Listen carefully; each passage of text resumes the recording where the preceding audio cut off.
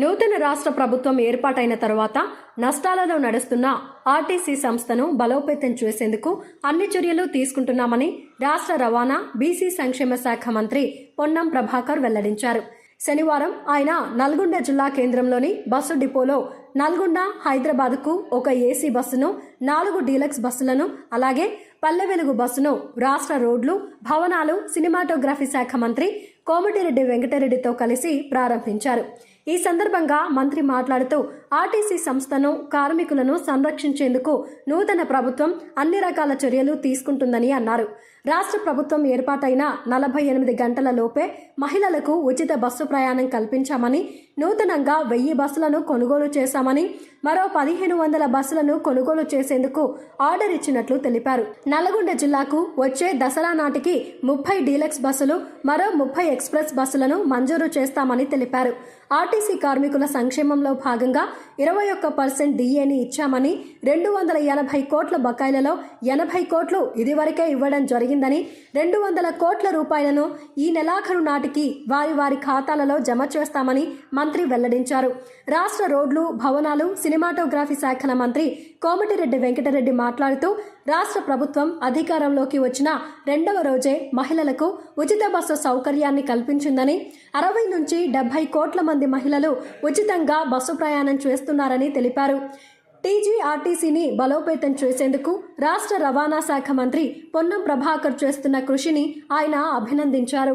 సావిత్రిబాయి బాలే విగ్రహావిష్కరణ కోసం వారు వస్తున్న సందర్భం, అది కూడా నిన్న మద్రాసు నుండి ఉదయంలో మద్రాసుకి వెళ్ళి 9 గంటలకు దిగి నేరుగా ఇక్కడ రావడం, అంత బిజీ షెడ్యూల్లో కూడా ఆ టైం ఇచ్చి వస్తాడా లేదా డౌట్ ఉండే, అయినా వస్తున్న సందర్భంగా నేను పొద్దున్నే అడిగితే నిన్న మధ్యాహ్నం తెలుసుకొని సాయంత్రం మద్రాసు ఫోన్ చేస్తే వెంటనే అధికారులకు ఫోన్ చేసి నన్ను ఒక లైన్లో ఉంచి వెంటనే ఒక హైదరాబాద్కి ఏసీ బస్సుతో పాటు 4 డీలక్స్ బస్సులు ఏపిచ్చి మొదటిసారి ఇచ్చేసిన మా పొన్నం ప్రభాకర్ తెలంగాణ పోరాట యోధునికి స్వాగతం, సుస్వాగతం.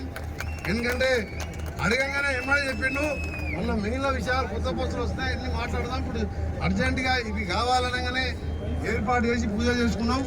ఇందులో పాల్గొంటున్న డిపార్ట్మెంట్ అధికారులు ఆర్ఎం గారికి, డిఎం గారు, అలాగే మా పట్టణ ప్రథమ పౌరుడు బురి శ్రీనివాస్ రెడ్డి మున్సిపల్ చైర్మన్ గారికి, వైస్ చైర్మన్ అబ్బగం రమేష్ గౌడ్ గారు, అలాగే పట్టణ కాంగ్రెస్ మోహన్ రెడ్డి గారికి, ఒడ్డుపల్లి లక్ష్మి గారు. ఆర్డర్స్ ఇచ్చే ప్రక్రియలో ఆర్టీసీ ఉంది. గతంలో నష్టాలు ఉన్నటువంటి ఆర్టీసీని ఆపరేషనల్ లాస్ నుంచి బయటికి తెచ్చి రోజువారీ నడిచే కార్యక్రమాల్లో ప్రభుత్వ సహకారంతో ఎటువంటి నష్టాలు లేకుండా నడపగలుగుతా ఉన్నాం. అందుకే తెలంగాణ రాష్ట్రంలోని 33 జిల్లా కేంద్రాల నుంచి హైదరాబాద్ నగరానికి ఏసీ బస్సులు వేయాలని నిర్ణయం తీసుకున్నాం. అవసరమైతే ప్రతి శాసనసభ నియోజకవర్గ కేంద్రం నుంచి ఎక్స్ప్రెస్ కానీ, లగ్జరీ కానీ ప్రజలు ఎక్కుతామంటే ఏసీ బస్సుల్ని కూడా హైదరాబాద్ నగరానికి ప్రజలకు కారులో వచ్చే అవసరం లేకుండా ఏసీ బస్సులు వేయడానికి నిర్ణయం తీసుకున్నాం. కానీ మొదటి దశలో 33 జిల్లాల కేంద్రాల నుంచి హైదరాబాద్ కు ఏసీ బస్సులు నడవడం త్వరలోనే ప్రారంభం అవుతుందనే మాట కూడా ఈ సందర్భంగా మనం చేస్తున్నాం. దాంతో పాటుగా మండల కేంద్రాల నుంచి జిల్లా కేంద్రానికి, అవసరమైతే మండల కేంద్రాల నుంచి రాజధానికి నేరుగా ప్రయాణ సౌకర్యం ఉండేలా చర్యలు తీసుకుంటా ఉన్నాం. ఇవన్నీ కూడా ప్రభుత్వ సహకారంతో జరుగుతూ ఉన్నాయి. దాదాపు కొన్ని లక్షల మంది మహిళా ప్రయాణికులను ఈరోజు మనం తీసుకొని వెళ్తా ఉన్నాం. సురక్షితంగా, ఎక్కడ ఇబ్బంది లేకుండా, యాక్సిడెంట్ లేకుండా వాళ్ళందరూ తీసుకుపోతున్నటువంటి సందర్భంలో మనం తప్ప